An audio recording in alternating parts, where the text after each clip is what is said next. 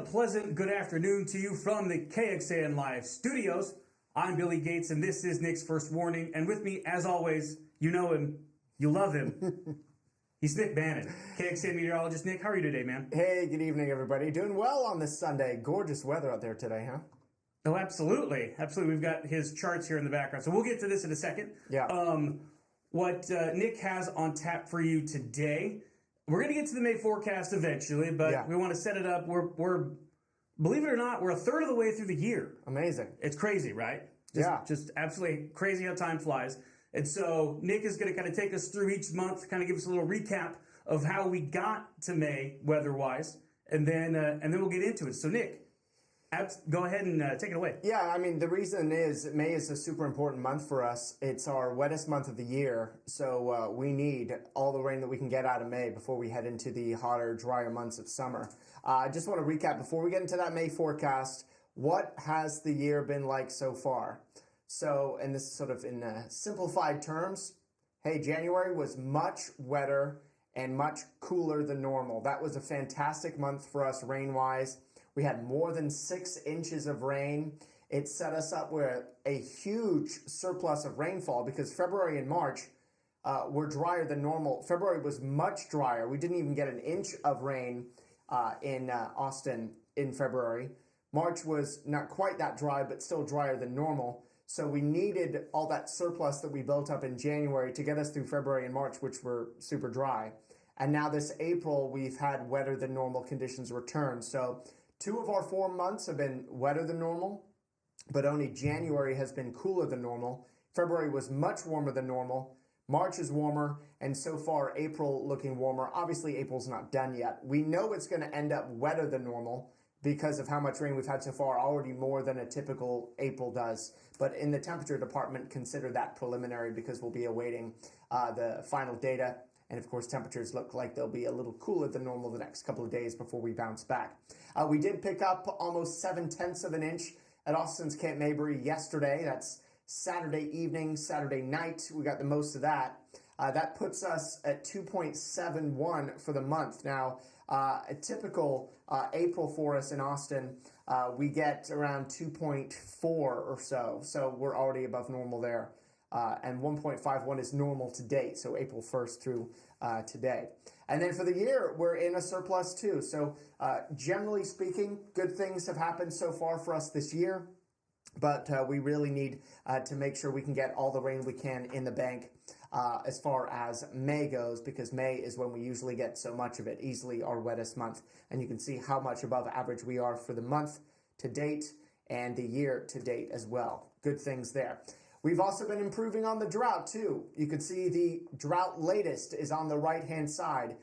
The difference from last week versus the most recent update is that we saw parts of northern Williamson County, northeastern Burnett, and northeastern Lampasas County trimmed out of drought and into abnormally dry instead, which is technically not in drought anymore. There was no worsening of the drought, only improvements in those 3 counties. And we'll continue to chip away at the drought when we factor in the rain we had last night into next week's drought. We're even better when we think about where we were compared to 4 months ago. On the right, again, is our current drought status. And then 4 months ago on the left, you could see that extreme drought stretching through almost the entire Austin metro and into Gillespie and Blanco counties, which continue to deal with that level of drought today, but a lot of improvements in eastern and central areas from where we were 4 months ago. So, Billy, all things considered, we've made some improvements over the last 4 months, but if it weren't for January being very wet, we would have been in a much more dire situation now, leading into a month of May that we hope is very wet. Well, thank goodness for January then, right? I mean, clearly. Yeah, I mean, we had 6 inches of rain in January, almost double a typical January. So that was needed because we had such a dry February and March. But with the wet weather that we've had so far in April, that puts us at about a 2-inch surplus for the year, and we need it. We love it. Yeah. I was going to say yesterday's rain was pretty nice, and we got some couple pretty big downpours here at the station while I was here. Like it was all of a sudden you just kind of felt like the sort of like mist kind of rain a little bit, and then Then the skies opened up a couple times, and we got some pretty good shots. It really picked up. Most of us got about a ½ inch to an 1.5 inches yesterday, but parts of our eastern counties, a few spots had in excess of 3 inches of rain. Parts of Giddings actually had more than 4 inches of rain yesterday. So, but that's not where we needed the rain the most. We needed it more in the hill country. So let's take you to it now. The May forecast just released from the Climate Prediction Center. Yes. And I should say that they are going to update this again on the very last day of April. So consider this their preliminary and initial best guess here at the May rainfall forecast. And remember, May is usually our wettest month, and they're forecasting a near normal May for us. So that would be great news considering normal in May is wet and stormy. Let me take it down, if our maps can do this, to where, these maps shouldn't be taken on a verbatim level, but the wetter than normal for the most part begins just outside of the majority of our viewing area, with the exception of Milam County. Milam County's right here, and that's where the wetter than normal, leaning wetter than normal category begins. But in general, I think a near normal May is to be expected. But especially with May, when we get some flash flooding and severe weather, you can go well wetter than normal if just one storm sits on one area and provides several inches of rain. And of course, the opposite can be true. If we see fewer storms than normal, then we never get above that 5 inches. But so far, so good. Things are looking good there from a rainfall perspective, but not great from a temperature perspective. If you're hoping to keep this cool air that we're enjoying here today holding on into May, looks unlikely. Looks warmer than normal. And in fact, the darker those colors get, the more likely it is warmer than normal. And that darker shades there begins right over Austin and southwest. So looking likely that we're in for a warmer than normal May. But January was our only colder than normal month of the year so far. February's been warmer than normal. March has been warmer than normal. April so far, warmer than normal too. So we're just continuing this trend. I do want to touch upon what is normal in May, because it doesn't help if I tell you we're wetter than normal or near normal for rainfall, and also warmer than normal if you don't know what normal is. So here are those numbers for you. We average with highs in the low 80s at the beginning of the month, and by the end of the month we average with highs in the low 90s, and our average lows rise from the low 60s at the beginning of the month to the low 70s by the end of the month. And there it is, that average of 5.04 inches of rain at Austin's Camp Mabry. It is easily our wettest month. The second wettest month, which is October, followed by June, they get less than 4 inches of rain. So there's such a big gap between our top wettest month, which is May, and our second and third wettest months there being October and June. So we're hopeful we can get as much rain as we can in May. People ask about the summer forecast a lot.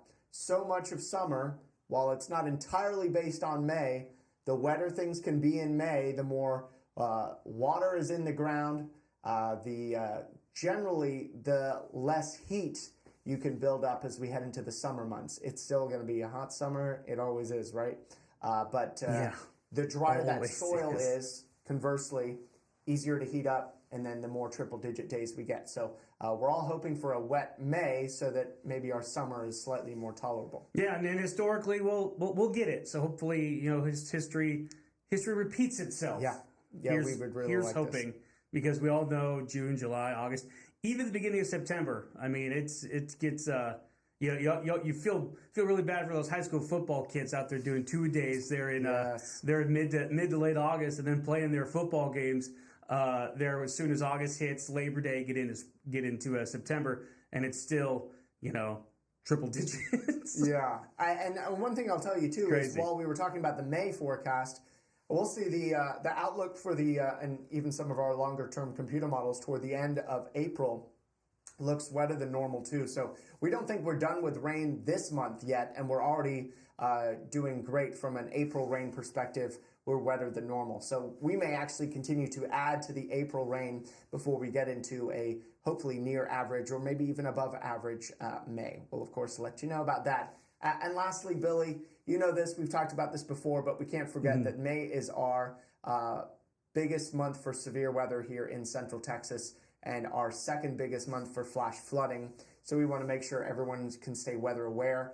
through the month of May and really all months, and make sure that you have multiple ways to receive weather alerts, because we don't want you caught surprised. Right. Certainly that KXAN weather app is a good one way to get alerts, but we want you to have multiple so that they can all bother you and wake you up in the middle of the night if there's some action you need to take. Yeah. The more sounds about weather warnings, the better off you're going to be. Yeah, they may get annoying at times, but they could save your life too. Absolutely.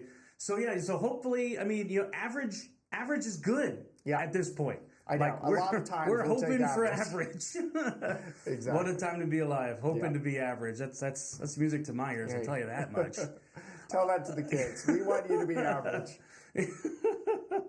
That is should go on a poster somewhere. It's yes, like one of those motivational posters. Exactly. Yeah. Strive you could be for average, kids. It's okay. All right. Well, that'll do it for this episode of Nick's First Warning. As always, you can keep track of our forecast on the air and online, kxan.com. Nick has his weather blog up on the front page of our website. Easy to find. It's right there. It's the May forecast, and you can check it out. It's very, very in-depth, just like we do everything here at KXAN. And go ahead and read through it, and you can even see a recording of this show. Yeah, you can watch the fun again. Because why wouldn't you want to watch this again? Yeah, you can learn about what we're telling the kids. Yeah, be average. Remember that. If you don't know anything else, be average. Anyway, I'll stop saying that. Thank you so much for watching us.